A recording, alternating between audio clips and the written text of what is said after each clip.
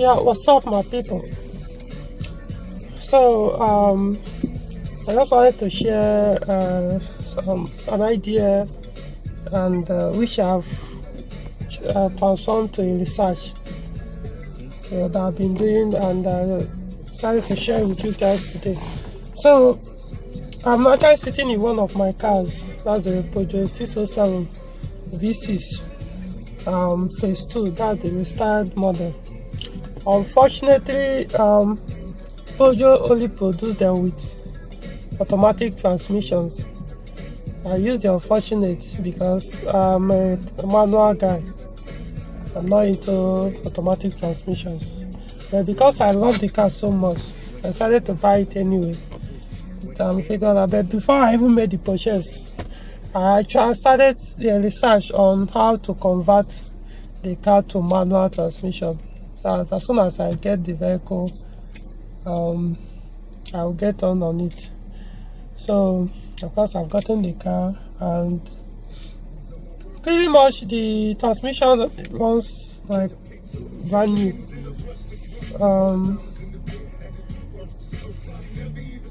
Notwithstanding, I don't find it as fun as my other cars that are manual, all V6. You can understand. In fact, my 406 has almost the same engine and the same horsepower. In this particular one, 210.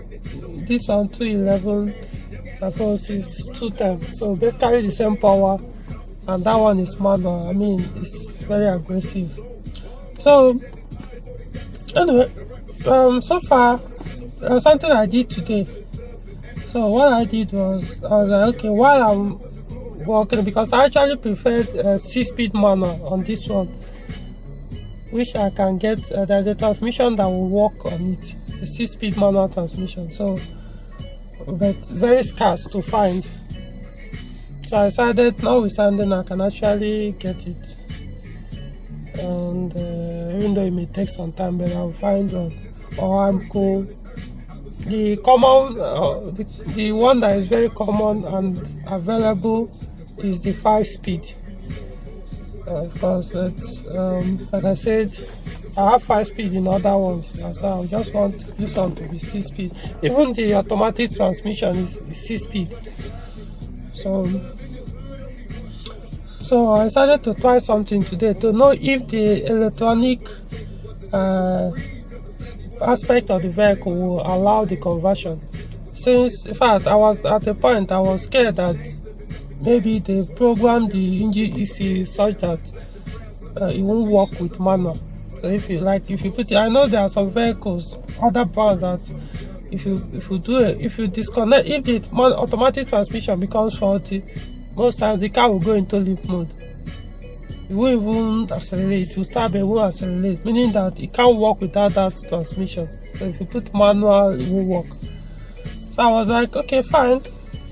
Probably let me start with the electronic side of it. So what I did was, today I disconnected the transmission ECU, and of course I disconnected it, didn't start. So I know, because it has to work with the starter motor. So what I did was I connected the transmission ECU back, started the car, and now disconnected it. To my surprise, even though I was expecting, that's what I wanted to see, the engine was running very well, including the engine ECU was running the engine as if nothing happened. Accelerated it, moved up and down, performed very, very well. Well, of course, the car couldn't go into motion. I didn't bother anyway, because the transmission was no longer connected. I mean, the electronic part of it. So, but what got my attention was, as soon as I disconnected it, the ESP warning came up, and I know manual still has ESP. So, but it seems the way they programmed this one, it works with the transmission ECU. So ESP warning came up and stayed permanently on, which I wouldn't mind. I can actually ignore it drive without ESP. After all, one of my project cars, a 505 V6, at that time, it doesn't even have, anyway, that time, he originally had ABS, was disconnected, so, but then, nothing like ESP, so, that's if, I live in Nigeria, there's no snow here. Okay, ESP, not really much about the snow, just about stability of the vehicle, blah, blah, blah. So, I was like, okay, I can live with that, even if the one stays there, as long as my manual transmission is beside me, the stick. So I opened the bonnet and found the fan, the radiator engine cooling fan spinning at very low speed. Of course, the temperature was very high. It was as a result of disconnecting that transmission ECU. So that's got me concerned because I always want my cooling system to stay factory. So what it means is if I disconnect the transmission ECU, the fan will come up and start running. So I said, okay, fine. I put my program tools, diagnostic tools are also using programming. So I try to I check the engine ECU to see if I can configure it. Let me be showing you this guys. So okay. So right now the vehicle is inside there. So I try to please call in. I'm not gonna pick your call. It's not the time for calls. So I check the transmission ECU. No, the engine ECU, and they didn't have any option of manual. So really I can't configure it to manual. It's only the automatic transmissions, unlike other ECUs in other Peugeot car models that I've come across. So I was like, what? So I said, okay, fine. I left the engine ECU, check the PSI unit. Yeah, he gave me the option of configuring it at the transmission ECU to configure it out as if it doesn't exist in the vehicle. I did that.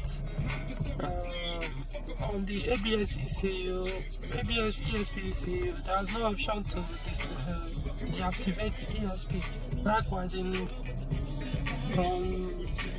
BSI unit and engine ECU, you can't deactivate the ESP. So, I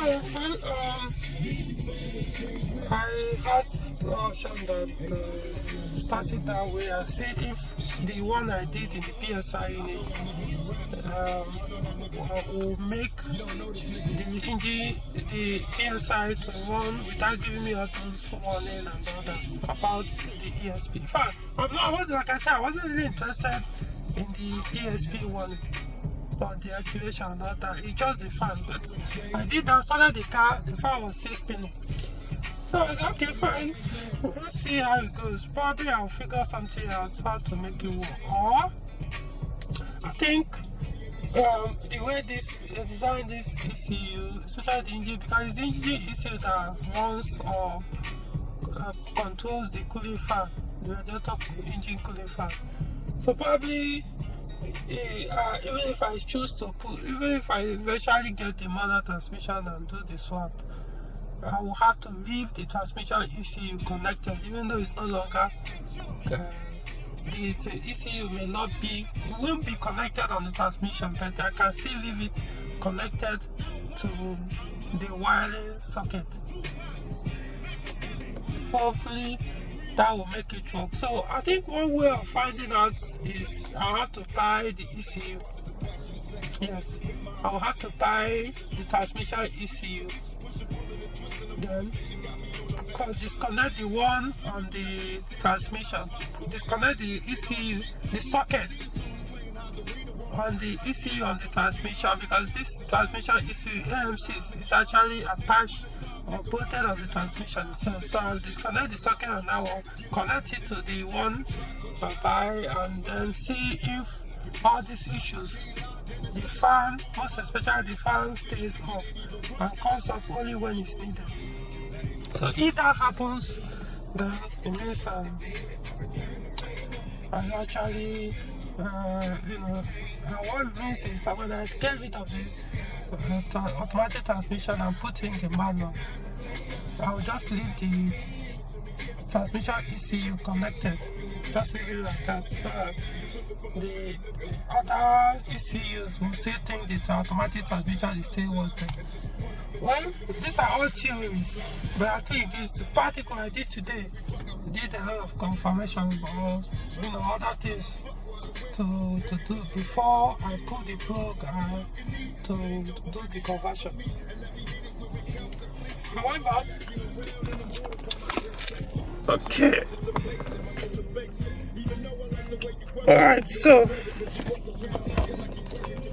okay, I think this alright.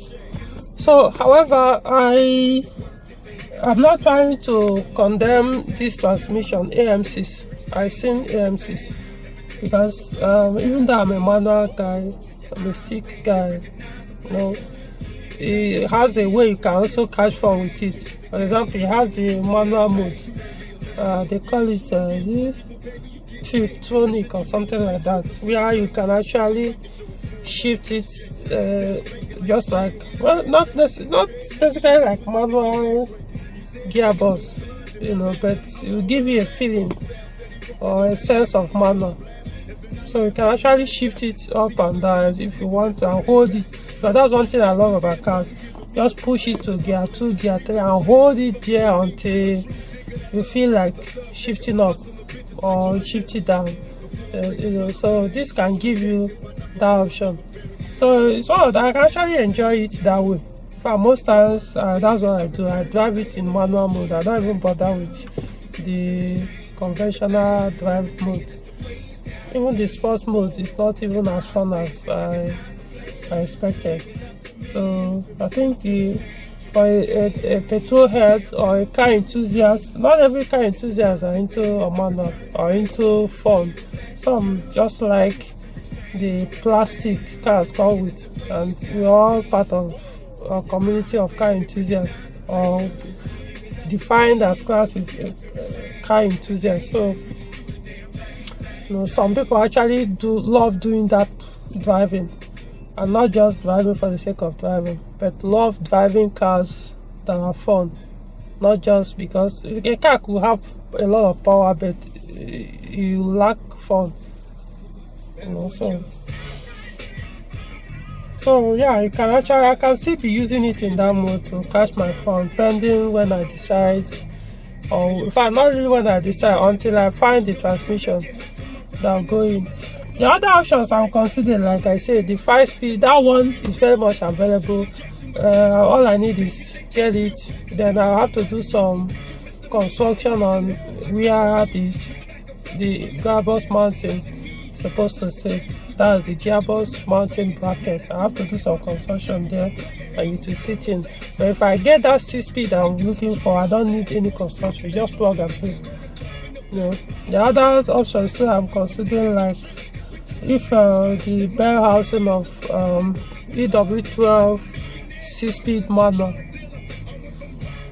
can, if the bell housing of the 5-speed manual for the V6 can fit in on the gearbox of EW12 6-speed, by when you remove the bell housing of the E12 one and put the bell housing of the 5-speed V6 one, probably it will. Well, I'm still researching on that to decide, but however, I'm having fun with this one. So that's about it, guys. Just go get your V6 and have fun. Get your Peugeot car, whichever model. But this one is fantastic, very, very fantastic. This car is wonderful. It's wonderful. Alright, talk to you guys soon.